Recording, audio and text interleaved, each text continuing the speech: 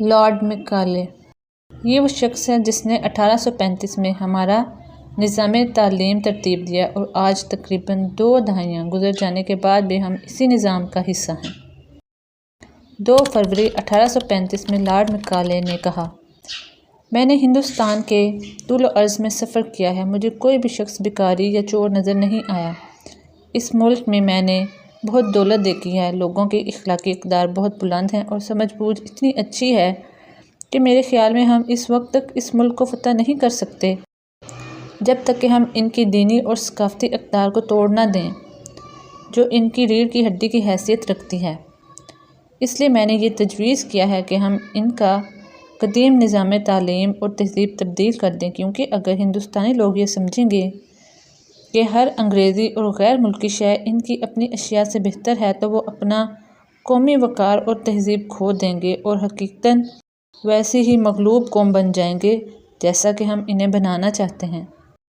جی ہاں، اسی لارڈ مکالے نے ہمارا نظام تعلیم ترتیب دیا۔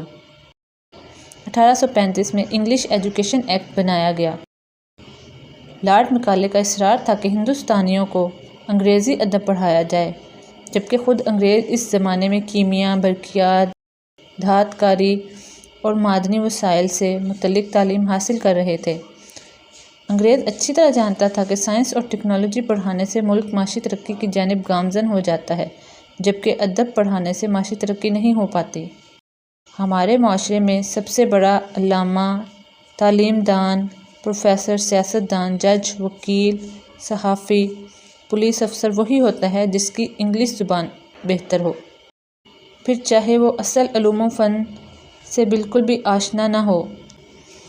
بس یہ انگلش ملک کو ترقی بھی نہیں دے رہی اور ساتھ میں ہمیں یہ بھی باور کروا رہی ہے کہ تم بہت پڑھے لکھے ہو۔ ماننا پڑے گا، لارڈ مکالے نے ایسی چال بنائی جسے ہم 200 سال میں توڑنا تو اپنی جگہ سمجھ بھی نہ سکے۔ اسی لیے کسی مفکر نے کہا تھا کہ سب سے مشکل کام غلام کو یہ سمجھانا ہے کہ تم غلام ہو۔